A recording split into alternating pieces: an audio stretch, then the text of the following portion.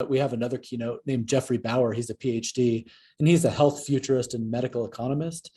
Okay. And so he's going to be talking a lot about what's happening now, but then where things are headed. So not only from a regulatory perspective, but technology. So he's going to tie in, the future of medical care, but also the realistic healthcare reform measures that can be taken. And sure. Like I said, some of those, we've had some of those speakers in the past, and those to me are, I'd have your notebook handy, because often they can really dig into some very fascinating things. And I know a lot of our readers and your listeners are people who are always trying to think, what's the next step ahead? They don't want to be reactive, they want to be proactive. And so somebody like that can be very powerful and kind of leading the way for that. Welcome to the RockstarsRocking podcast, powered by Voluntary Disruption, a show dedicated to people who are crushing their business and life goals. These are bite-sized conversations with leading rock stars in their respective industry who are pumped to share their story to help drive you to the next level. So, are you ready to rock? Speaking of rock stars, here's your host, Eric Silverman.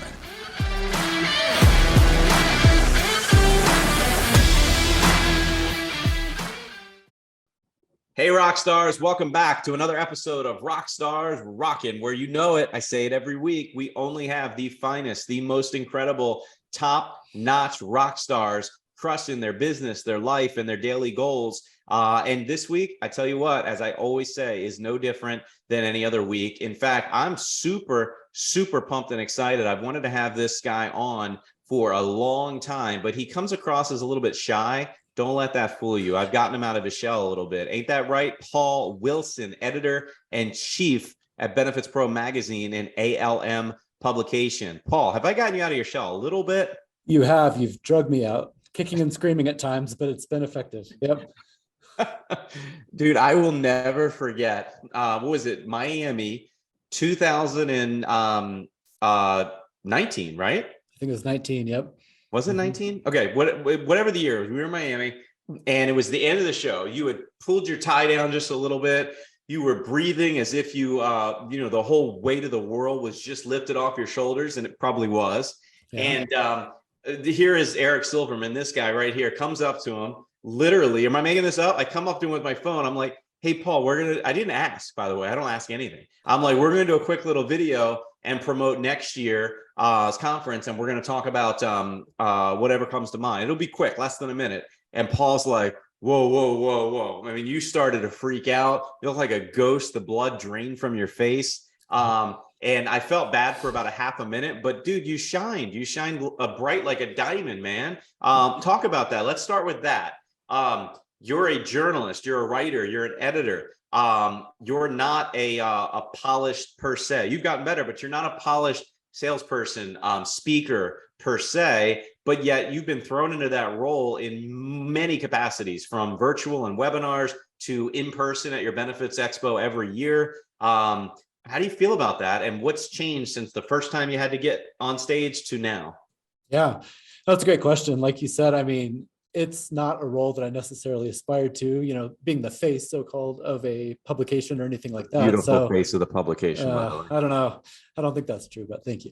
No, but yeah, when I first started out, honestly, it was horrifying to me. It was terrifying. It kept me up at night, literally, like sometimes weeks and months heading into the show. I would be fretting about that. Luckily, over time, like anything, it's gotten much better. I will never say that I love being up on stage, but part of it is that I've learned, so many people in this industry are so kind and so supportive and so helpful that that's really helped a lot. There's no reason to be nervous. You look out at the crowd and you see all these friendly faces, people who are supporting you, people you talk to every day. And so that's been a huge part of it. But yeah, when I first started, it was absolutely something that kept me up at night and bothered me. But, I'll never be a polished speaker like yourself, Eric, but, I've made the best of it. And I've come to actually enjoy, especially moderating or, a fireside chat, something like that up on stage. I've come to really actually enjoy that. And I feel very comfortable doing that.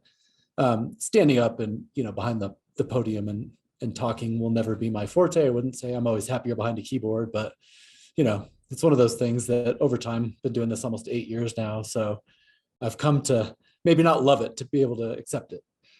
So, all right. So let's dig in, right? Let's back up. We'll get back to Benefits Pro in a few moments, no doubt. But let's back up to your early days, right?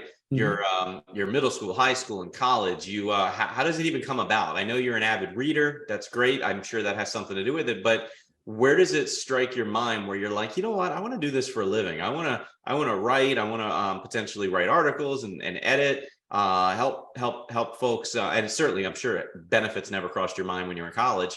Maybe I'm wrong. So how does that even come about? Because I imagine journalistic wise, you were never going to be the guy trying to go be the evening news anchor. Let's just put that to bed right now. Right. Yeah. No, like everybody in the benefits industry, from the time I was a young child, I dreamed about joining our industry. No, definitely not the case. Sorry. Yeah. No, I think, when I was young, like you said, I've been an avid reader my whole life. And so I think, the early dream was to maybe be an author, write the great American novel, something like that. So a lot of creative writing classes and literature classes through high school, and especially when I got into college. I mean, that's definitely one of my biggest passions is literature and writing and journalism. But I came to realize, there's also that thing, paying the bills and, you know, paying rent and all those important things, which often as an English major aren't necessarily the easiest things to do. So I kind of had to make that decision of how can I take this love and find something practical to do with it.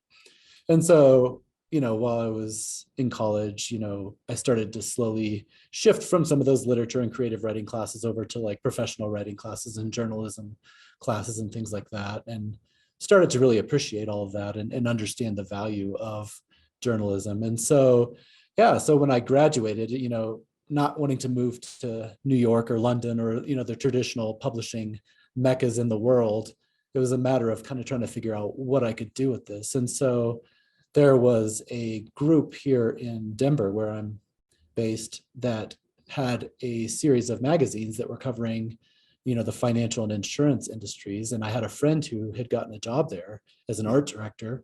And so, my antenna went up and I started kind of sniffing around and found out that, yeah, they had some job openings. And so I moved over to that role and then kind of just steadily worked my way up through the ranks. But yeah, like you said, it wasn't necessarily the kind of thing where I set out planning to cover the benefits industry or the insurance industry, but it was a practical way to be able to do something I love, which is, writing and reporting and interviewing.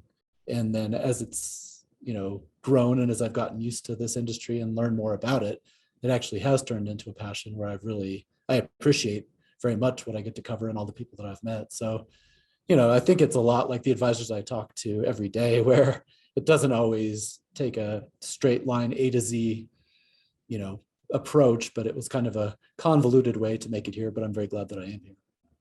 Yeah, I mean, I've known you for years and we've had many conversations about various things, but I never knew that story. So that's a pretty cool thing. I mean, I had to have imagined that you started in the benefits industry by accident, no different than me. And frankly, 99% of the advisors and brokers that you interview and meet. So Right. I think that's a natural fit, and that allows you to hit it off and have a really good starting point of commonality for all the people that you talk to on a daily basis. And by the way, come on, Denver, Colorado, that's not the mecca for writing and journalism? Of course it is. Oh yeah, absolutely. Some of my best benefit advisors and connections in the writing journalistic space are in there. Our good for you and all your editing team, and our good friend Elizabeth. Everybody's in the Denver area. It's the best place. No, actually, that's funny you say that, because it's, yeah, Elizabeth and Catherine Mayer, who used to work Right. for us and cover the industry. It has turned into a little bit of a See? hotspot for the benefits editorial group, but Well, you can yeah. take the credit. Yeah, that's right. I'll take the credit Right, for that. that's right. All right, so Paul, let's dig in. So first off, when you started with ALM and Benefits Pro, was it Benefits Pro or was it still benefits selling? Yeah, when I first started out, it was still benefit selling, and then a year or two into my time, it kind of made the transition over to Benefits Pro. So originally, as some people may know, the magazine launched as benefit selling. It was almost 20 years ago. Right. And, obviously at that point it was all print. And then I don't remember how long ago it was. It's probably been 15, 16 years ago. They made that realization, like so many others, that, oh, there's this thing, the internet, we should probably do something with that, And so they did launch a website called Benefits Pro, but at that time the magazine was still Benefit Selling and the website was Benefits Pro. And then a few years into that, they kind of realized it's time to kind of bring those together. And so, they decided Benefit Selling sounded a little dated. Benefits Pro makes sense because it's focusing on the professionals, in the benefits industry. And so that's when we made kind of the announcement at the Expo and kind of did the unveiling of a new logo and all that stuff. So I wasn't at that event. So that was okay. So it was the Benefits Selling Broker Expo.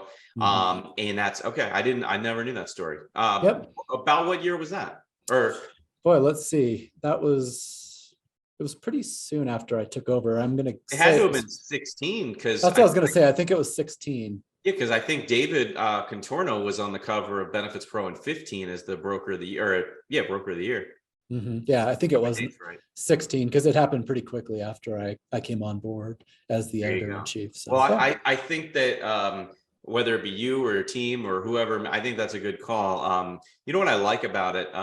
It's irrelevant, but I just like, look, I'm in sales for a living, but selling has a negative connotation a lot for a lot of people. So I like the fact that you took that word, or that the company took the word out of the publication. I think that was smart, and I think you guys hit a home run. So all right, so it's Benefits Pro Broker Expo, year in, year out. I went to my first one. I want to say, I guess it was 2017 when I met you. So not that long ago. And I was like, what the heck? I should have been at these years before. But ironically enough, and again, I'm not bringing up negativity, but I'm all about transparency and truth.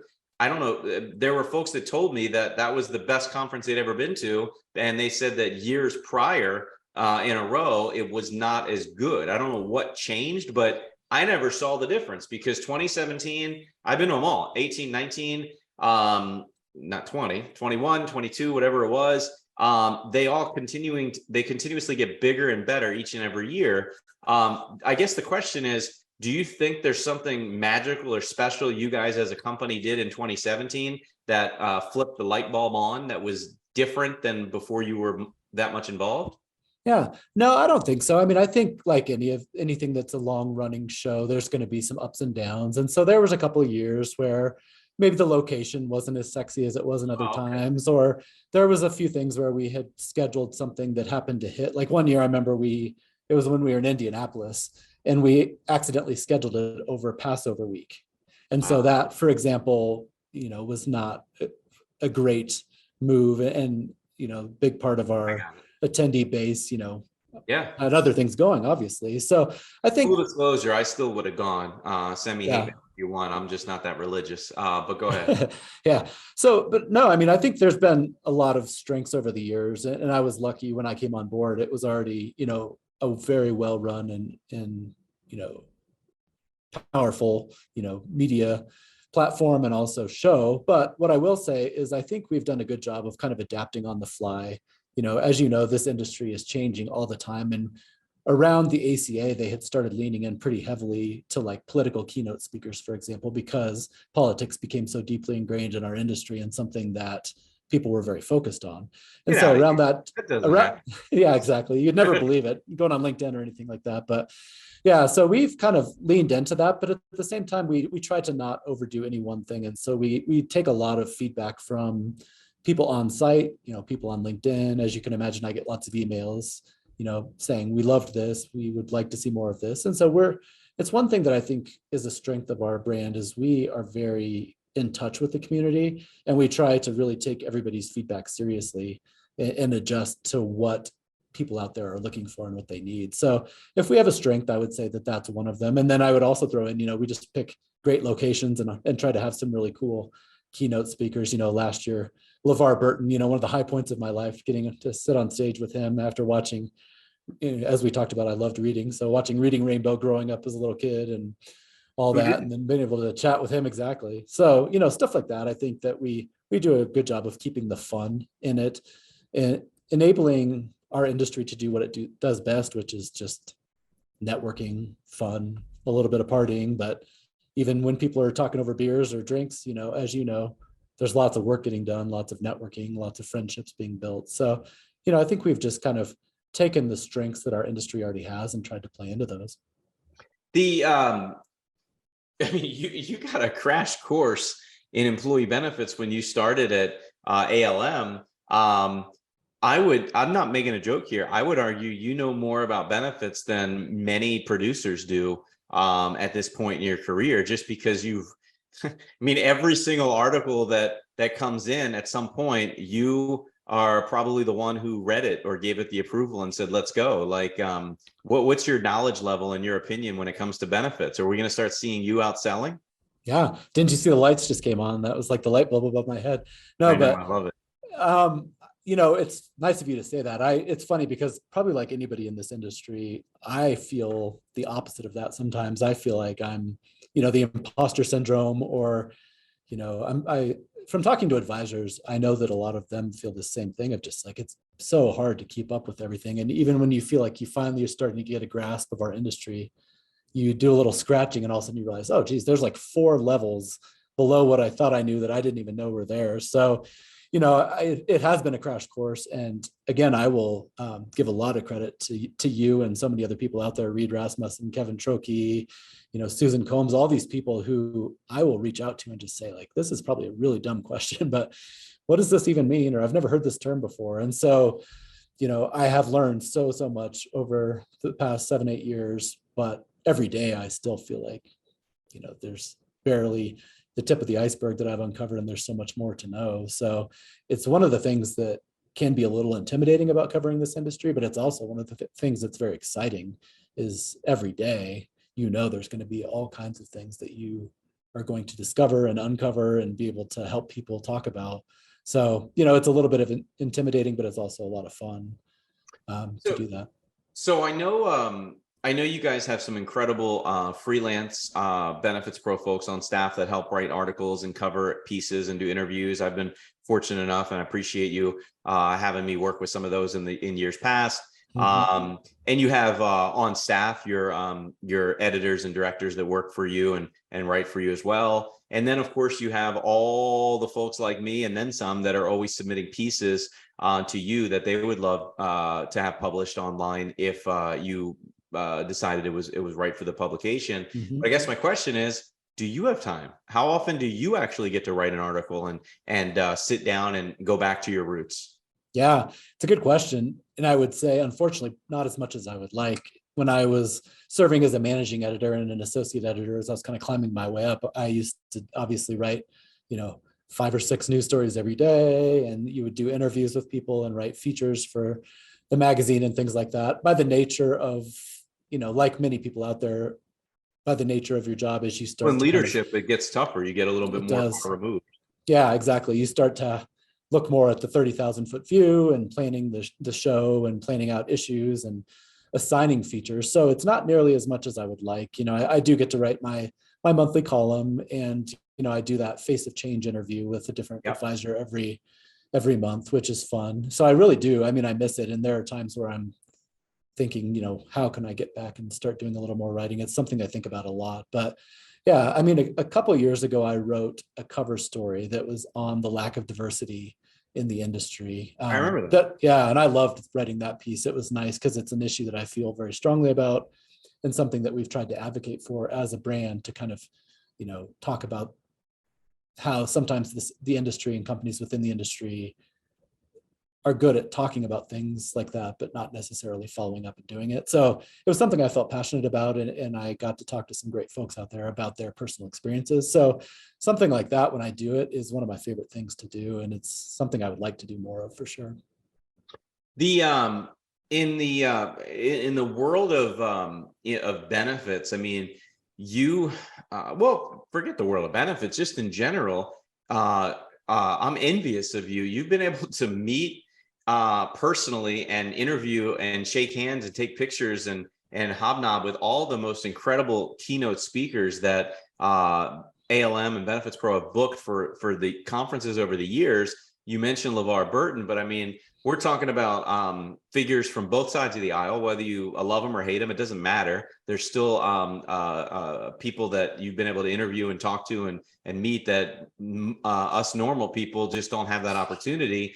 I know LeVar is one of your favorites, if not your favorite, but who else is out there? I mean, you've had some really good speakers and guests. Who's up there on the top of your list that you were in all of them, whether you agreed with them politically or not, you were just very grateful that they came to the show and you were able to meet them. Anybody else top of your head? I mean, yeah, a lot. And like you said, I've been so fortunate, and it's been absolutely one of my favorite parts of the job. And luckily I get to work very closely with the events team and kind of put in pitches for who I think should be a good person, to speak. And so probably the one that stands out the most in my mind, or the pair actually, is James Carville and Mary Madeline. That was, I remember they were hilarious. That was crazy. Yeah. And in a good way. Like, it was just, I was like, it was so cool.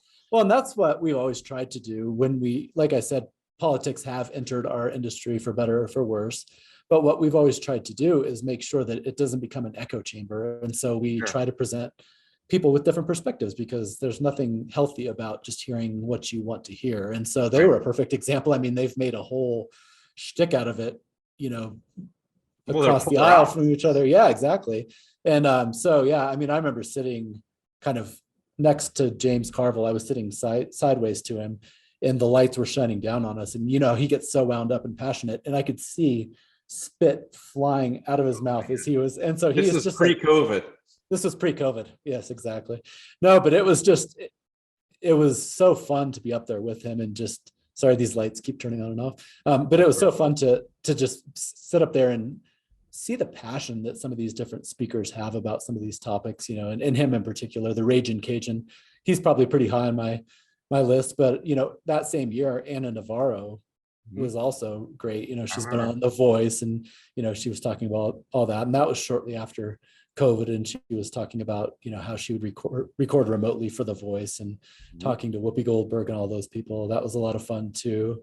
Yeah, I'm trying to think. I mean, there's been so many, this year. We can talk about it in a minute, but we have a couple of great keynotes coming up. But yeah, like you said, I mean, that's been for sure one of the highlights of my job, is being able to go to all these conferences, meet all the different attendees and benefits professionals, but of course, then also be able to kind of hobnob a little bit with some of these keynote speakers. It's very cool. Yeah, I mean, it's mind blowing. The list is really long, and I don't believe you were able to meet him in person because it was the virtual one. But you got to virtually sit down and interview Jeb Bush. Yeah, back in, was that, I guess it was 20, right? It's 2020, because it was like you said, it was the year we did the virtual show. Yeah. Right. So yeah, that was a great interview. Oh, thank you. Yeah, and Senator Christopher Dodd was another one that came. I mean, yeah, we've had a lot, and like we said, we have leaned into the political angle. So there's been some very well-known political speakers, but we're always continuing to explore ways to do things, and that's why we've also had some really cool. They're not necessarily the big names that some of the political speakers are, but like healthcare futurists or people who talk about the future of business. I think some of those are some of the more exciting speakers we have, because it's based in reality, but they're looking ahead at what to expect next. And we're going to have one of those this year. Those are always some of my favorite sessions as well. I mean, speaking of this year, I mean, for those that are not yet registered, I don't know what the heck you're waiting for. There's a lot of different conferences in the industry each year, and BenefitsPRO Broker Expo is one I never miss. I'm fortunate this year that I only have to go south. It's all downhill from Baltimore to Atlanta. So it's true. I'll just ride my bike downhill. But May 8th through the 10th at the Hyatt Regency in Atlanta, Georgia, Hotlanta. May 8th through 10th is BenefitsPRO Broker Expo. And Paul, he called me like before they announced it. He told me a little secret. He's like, Eric, I booked this location for you. I researched it for a year, and I was able to call the Atlanta Braves because they're going to be hosting the Baltimore Orioles in Hotlanta right before the show starts. So you might want to come down a day early. And I said, Paul, man, you are the man. I appreciate you so much. I have never been more excited about a conference in my life. And part of that's, most of that's not true, but the latter part is. So I will be going a little bit early to watch the Orioles in Hotlanta. I'm so super pumped. But with all seriousness, guys, if you're not already, if you've never been, or maybe it's been years, and that's okay. Maybe you went in 17, 18, 19, maybe pre-pandemic. It's time for you to go again. They got an incredible lineup this year. They're still formulating it. It's not 100% when it comes to the agenda. I think they're still putting stuff together. But the keynotes, they got Molly Bloom, who is an entrepreneur and best-selling author of Molly's Game. If you don't know the name, and candidly, I might not have known the name had it been not for a couple of years ago when I had the privilege of seeing her speak virtually at a different industry conference. She is the reason that the movie Molly's Game came about. Check it out. Google Molly's Game. Watch the trailer on Netflix if you want. And unlike Paul, I'm not an avid reader. I know how to read, I think. But of course, everybody's like, go read the book, Molly's book. I'll watch the movie. So I watched the movie. Yeah, I watched the movie. It was very, very, very entertaining. I don't know if you saw the movie, Paul, but it was really like edge of the seat. Like I thought it was amazing. So I'm excited to see her in person. I can't wait to hear what she has to say. She's a new person since I saw her anyway, because she had a baby. So she's probably got some different stories. And then come on, you got Damon John from Shark Tank. CEO and founder of Fubu, just multi 100 millionaire extraordinaire.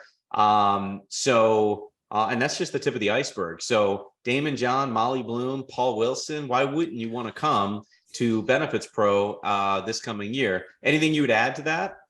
Yeah, I mean, I would just reiterate what you just said. I mean, I'm thrilled. It's so funny every year when we announce our keynote speakers. I'm always feeling very good about it. I'm like, I can't believe we got them. But it's always. I was really pumped when I saw these speakers. Yeah, it's really nice. And it's so interesting to see which speakers resonate with which people. One of our managing editors, and she's young. She's not very far out of college, but she saw Molly Bloom was going to be there and she just freaked out. Like, she's like, I have to meet her, so starstruck.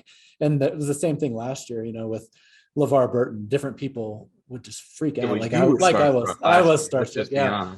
But even with him, it was funny because different people, it would be like, oh, Reading Rainbow. Yeah. And other people would be like, no, Star Trek, no, Roots, and so it's so interesting to see how different people come to these, keynotes from different places, but they mean something to them. And so, yeah, I mean, Damon John in particular is going to be really fun just because of, he can speak so directly to what a lot of the advisors deal with every day, is that high pressure.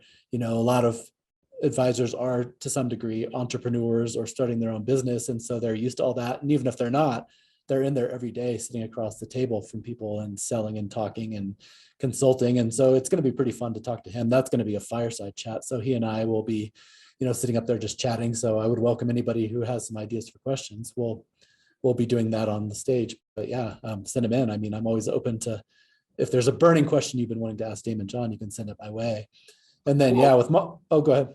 No, I was just going to, on that note, before you move on from Damon, I'm excited to hear it from an interview style, because the one time I saw him, it was just his keynote, which was out of the park, amazing. Don't get me wrong, but it was, and again, this sounds bad, but it doesn't mean it bad. It was canned. He's done the speech, he's polished, he's done it over and over again for hundreds and thousands of people. So I get it. This I like, that it's going to be Q&A style. I really, really appreciate that. And I think that's smart. I was excited when you told me that, because I did not realize that originally. And by the way, for anybody that hasn't checked out BenefitsPRO's website for the event page, BenefitsPRO Broker Expo, Damon John's headshot, I think he saw the cover of 2021 with Ed Legande, and he said, you know what? I need my headshot to be just like Ed Legande. I'm pretty sure that's what happened. I'm pretty sure that is how it happened. Yeah. 100%. Like, I mean, just if you look at that image, stoic, deadpan, don't F with me. Like, it's amazing. So great job, Ed. You inspired Damon John. Ed will see this and he will ask me why I said all this, but it's fun. Ed wants the spotlight whenever he can get it, so it's fine. Oh, for sure. He's a spotlight whore. Not at all, but he is a good dude. So yeah. What else? Is there anything else before I have some other questions, but before we move on from the expo, anything else or any particular topic of mind that we should talk about for folks to know about? Sure. I mean, I'll just add that there is another, I mentioned it's not always the same level of big name, but we have another keynote named Jeffrey Bauer. He's a PhD and he's a health futurist and medical economist. Okay. And so he's going to be talking a lot about what's happening now, but then where things are headed. So not only from a regulatory perspective, but technology. So he's going to tie in, the future of medical care, but also the realistic healthcare reform measures that can be taken.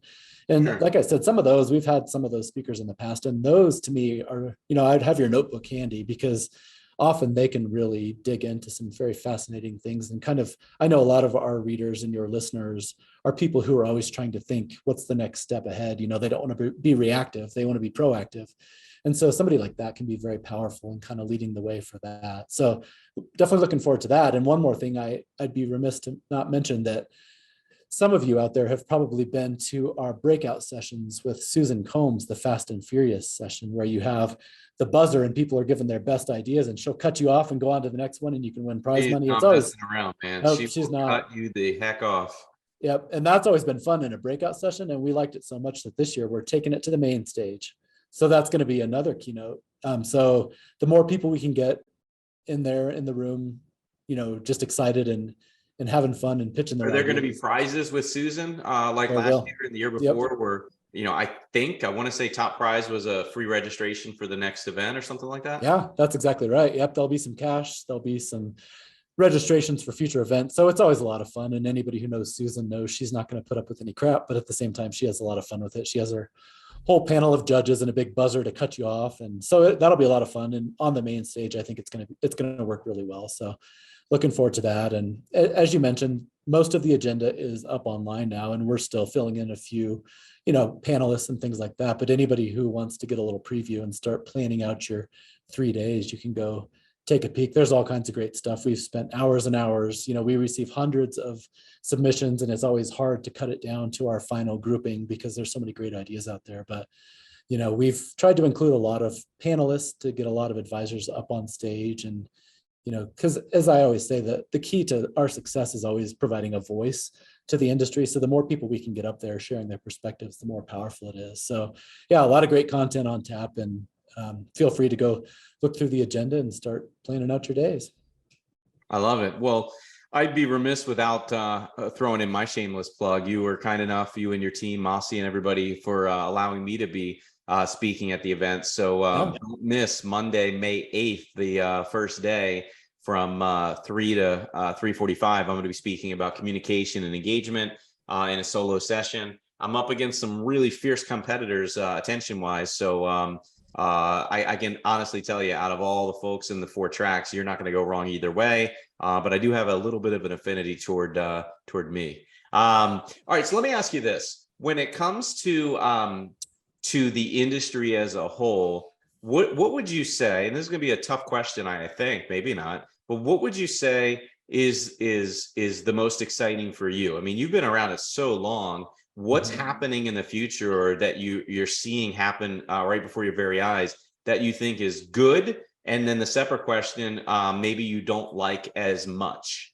Yeah, no, that's a great question. I mean, a couple of things spring to mind. I'll start with what I don't like as much, but that will transition into what I think is a good thing. So when I've been covering the industry, I started off, even before I covered the benefits industry, I was on the insurance side, but it was more on the life and health side of things, so retirement. And I think in the 90s and heading into the early 2000s, there was a focus on maybe the wrong thing sometimes in some of these industries, where the advisors and at that time, the brokers, it was all about the money, how much money you could make. And we all know that is a key part of what is attractive to many people about these industries. I mean, it's a great way to make a living, but I think that was a negative thing. And I think it kind of fed into some of the, the Ned Ryerson from Groundhog Day kind of stereotypes of what an insurance agent / used car salesman might come across as. And I really think that one of the most exciting things I've watched is the evolution and the transition of the way that a lot of advisors go about their business. And we've written about it a lot, we've talked about it a lot, but it's that idea of moving from a broker to an advisor or a consultant. It's not transactional. It's that whole idea of, everybody out there has heard these terms, but sitting on the same side of the table as your employer clients, I think that's been a lot of fun for me to watch, where you can actually see in real time that these people do care and they're showing that. And so whether that means putting your compensation on the line, with your clients, or, there's lots of ways that people have shown it. But I think that's one of the most exciting things that I've watched. And another thing is just watching this stereotypically stodgy, industry stuck in a rut for years and years, a bunch of old white guys, like all these stereotypes, but there was a reason for these stereotypes. And if you have attended our shows or any of the other industry shows over the last 5-10 years, you can see the change happening right before your very eyes. The industry is getting younger, it's getting more diverse. People who would not have had a voice in our industry 15-20 years ago now are up on stage and making a huge impact. So I've loved to watch that as well. So those are a couple things that popped to mind for me. But one more thing I'll just mention is I was talking to Nelson Griswold recently, and there's been this surge in the industry in self-funding and creative ways to make a difference. And that's been great to see. But I will say that I think there was some negatives to that a few years back, where it came across a little strong, and it was all from a good, it came from a good place, but people were so excited that sometimes they would go a little too far. And Nelson and I were talking about that the other day, and he was talking about how in the last 2 or 3 years, there's been a real maturation in that whole movement. It's still a revolution that's going on. There are still huge, exciting things that are happening, but people have toned down the way that they're doing it, and they're being more realistic. They're doing the crawl, walk, run approach. They're meeting their clients where they are instead of trying to just, throw up all this exciting stuff on them. And so I think that that's another thing that I've really noticed is, while all of that came from a good place, it could sometimes scare people or turn them off a little bit. And I really do like how I've seen in the last few years where, whether it's Nancy Giacalone or some of these different people who talk a lot about, like, some of my clients just are not ready for all of that yet. That doesn't mean that I'm not going to take them there eventually. But if I start too strong, they're going to run away. So I'm going to meet them where they are and then do this the smart way. So those are a few things that I've noticed that I'm really excited about. And it's been one of the most fun parts of covering the industry, is just to kind of see this maturation process taking place. I mean, you're so right. I've been through the entire time where ultimately you're right. It was a lot of bashing of this and that. And, without getting into the details, a lot of you listening might already know, but the reality is the crawl, walk, run method is a good way to meet a client or a prospect in the middle, meet them where they're at, and move them slowly but surely. And, I had this conversation with a good friend of mine, Chris Wolpert, who where he early on, and he's not been in the benefit, he was started on the retirement side, so he's not been on the benefit side that long. I want to say, don't quote me, sorry, Chris, I think he started in 2017, his agency, and he's had exponential growth. But I remember early on when I met him, he was still brand new. He was all completely sold and bought in on self-funded everything, and that's the only way to go, and that's great.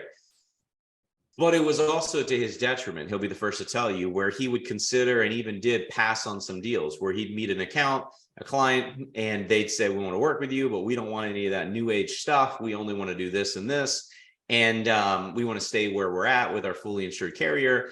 And he would ultimately, I don't know if he did, or I know at one point he was close to just saying no, politely, respectfully, I'd love to help you, but I don't believe in that, so I can't help you.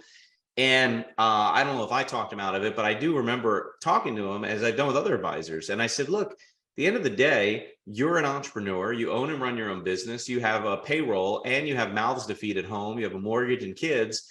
Do you want that? And that customer, by the way, if they want to stay fully insured, they're going to go find another broker no matter what. Right. So do you want to be the person that they're that's getting paid? We're for-profit entities. Let's just say it, right? Let's open up the kimono and talk about it. Do you want to be the guy? Do you want to be the lady? Or do you want some other firm to get the business? And I just said, look, man, you got to run the business and feed your family. My advice would be, take the business, let them know that you don't, in a professional way, you don't believe in the angle that they're doing, but that over the course of those months and years, as you develop that relationship, you can slowly but surely crawl, walk, run, bring them to that new age benefit of some sort. And again, I'm not taking credit at all, but a light bulb went off to a point where he's like, yeah, you know what? You're right. And I've seen it firsthand. He's a client partner and friend of mine, and I've seen him take cases where they're not ideal the first year or the second, but over time, he's able to implement new innovative benefit things that really change the game for not only the employer, but also the employees. So I just encourage, so based on what you said, I really just encourage any advisor, broker, consultant listening to keep that in mind, not the back of your mind, but the forefront of your mind. And I think you'd agree. Yeah, absolutely. And it ties into a similar conversation that I have with advisors about the size of the businesses they're going after. Of course, I realize some people have very specific niches that work really well for them, but there are a lot of people who have discounted smaller employee groups just because they know that that's not going to drive a lot of business. But a lot of the advisors I've spoken with have said, I will work with a smaller group because for some of the very same reasons we were just talking about. For one thing, they might grow and then I can kind of help them as they grow. But also a lot of them, they have friends or other business partners who are in bigger businesses. So it's that whole idea of, you don't want to cut off your nose to spite your face. It's good to have principles. It's good to really speak up about the things you're passionate for or to find an area that works well for you. But to me, it seems like in talking to advisors, a lot of those who have the most success are those who are willing to kind of be flexible and be realistic about the way forward. So that's something else I would just add. So as we start to wrap up, a couple things, and I don't know if if you have the ability to give any type of exclusive at all. Don't worry, it's not that big of a deal. But this won't air, like I said, until a month or so before the conference, whatever. But one of my favorite highlights of the show every year is the benefits broker of the year. No, I'm not putting you on the spot. Don't worry. Just sweat a little bit. You saw me starting to gulp. No, that's not it. But the Ben Talks, the benefit TED Talks, right? Literally 10:30 a.m. to 12 p.m. Eastern on Wednesday, May 10th, this year, 2023. Past folks have been Jessica Dubois, Emma Fox, Nancy Giacalone, the list goes on and on. Colleen Blum, Seth Denson, Jim Blachik was incredible, knocked it out of the park. Rachel Miner. If I'm forgetting you, I apologize. The list has been crazy long. Dave Chase, Dutch, David Contorno. One, can you just explain what that is for those that don't know? And two, can you even give me a crumb? Can you announce anybody at all? Sure. I can do that. Yeah. So the idea behind this was actually kind of inspired when I was at a NAHU conference. It was probably 7 or 8 years ago when I first started, and they had done a series of talks similar to these that were they're inspired by TED Talks. So it's, fast paced, high energy, motivational, often very personal. And so we had kind of thought about how could we, tie that into our industry. And so we came up with the idea of Ben Talks. And so each year the theme changes a little bit, and this year it's going to be focused on the future of benefits. And so to me that meant both people representing what the future of benefits might look like, but also them talking about why benefits are going to be so important headed forward. And so this year we have a great lineup. I'm excited. We have Elsa Glorioso, who was the Broker of the Year finalist, and she, for those who don't know, has a great background as a nurse that kind of inspired her, or at least gave her a good idea of how broken the healthcare system is and inspired her to kind of come over and try to fix it. So she'll be speaking. We have another person named Bukola Ishola, and I'm hoping I'm pronouncing her name correctly. I am still in the early stages of meeting her, but she wrote something for us a few years back, and her story is amazing, where her dad came over to the US in search of the American dream, basically. And unfortunately, he realized that the system is broken, the healthcare system is broken. And so that inspired her to kind of take her spot in the benefits industry. So that'll be a really great talk. Dylan Slattery is another who will be speaking, and he is a 2-time cancer survivor. So he's going to have some very powerful things to bring. And then someone else that you know very well, Eric, Sims Tillerson, will be speaking as well, and he has a very, very powerful story.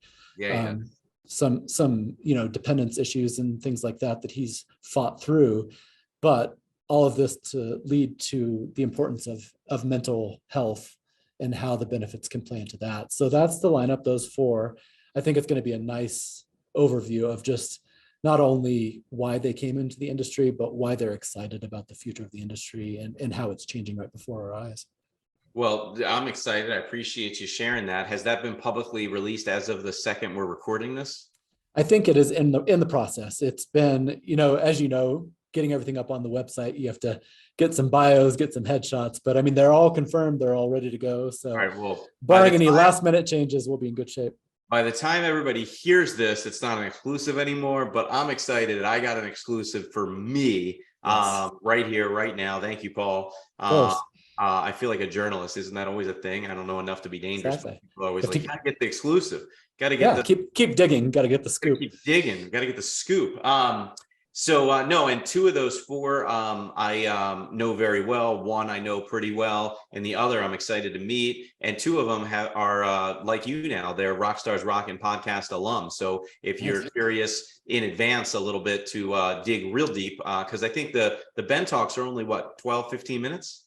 Well, they're about 20 minutes each on the last day. Yeah. But what I will say is they are the last, they're kind of how we close out the show. Right. And I've had a lot of people who have stuck around because, as we all know, at an industry conference, just due to travel obligations and things, the last day tends to lighten up a little bit. But I will say that those who stick around for that last one have year after year told me that it was their most favorite session of the entire show, because it feels so intimate and it feels so real and it feels so raw. And then it always leaves everybody on a high note because they're so motivational. So if you can schedule your flights to kind of stick around for that, I would highly encourage it because it's going to be great. No, I don't disagree. And so 20 minutes of these folks, but if you want a full-blown podcast, check out Elsa and Sims. They have been on my on this show literally over the last year or so. So check them out, RockstarsRocking.com. And Paul, as far as where they can go to get info on this year's BenefitsPRO Broker Expo, you can just go, and from what I've seen, you just go to BenefitsPRO.com and click on literally the Broker Expo. It's got its own sub headline or bar at the top. I don't know what it's right called. In the navigation bar. Yep. Exactly. Yeah, navigation bar. So it's right there. You can't miss it. It's sandwiched between free Arista content and leads. So two important things. Broker Expo is right there. Check it out. I hope to see you there. I know I'm going to see Paul there. And Paul, before we go, look, man, congratulations. I'm so proud of you and excited. You had the honor bestowed upon you just recently at Emma Fox and David Contorno's. Who am I kidding? Emma Fox's U-powered. Sorry, David. Love you, David. Emma Fox's and David's U-powered symposium. Now annual. They did one in Phoenix in 22. They did one recently in Miami in 23. And you were up against some stiff competition. And you, on behalf of BenefitsPRO, took home the award for the top industry publication or news source or whatever the actual term was. And I thought it was well earned and well deserved. So congrats to you and your team.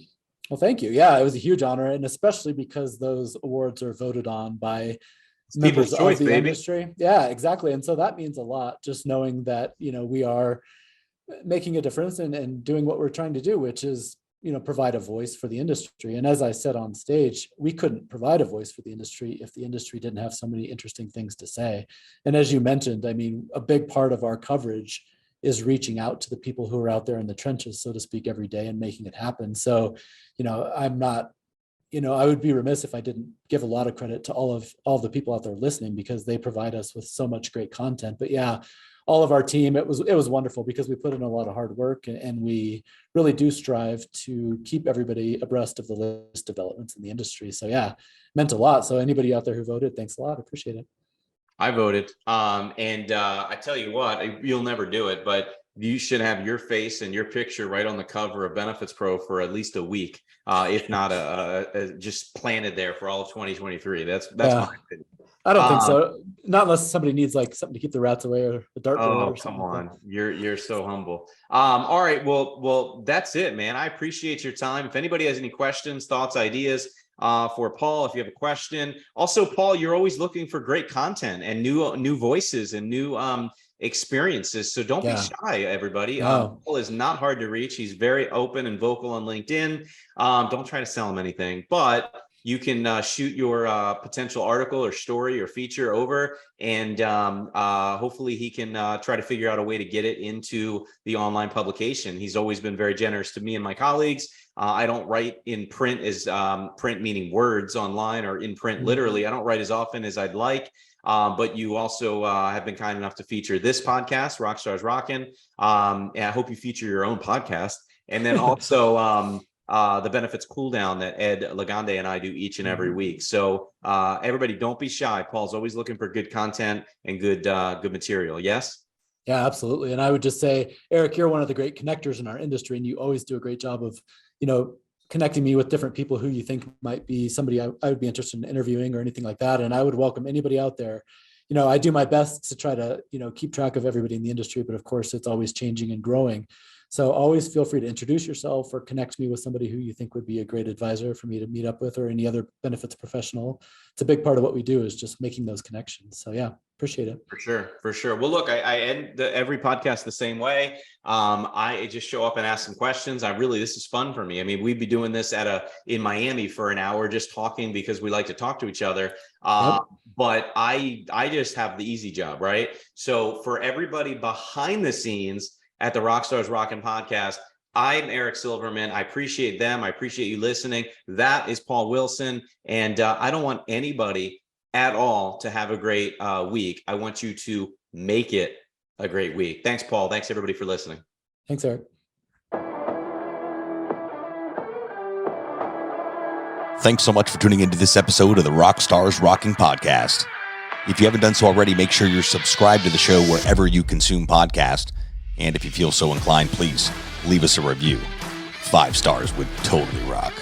Until next time, Rockstars, keep rocking.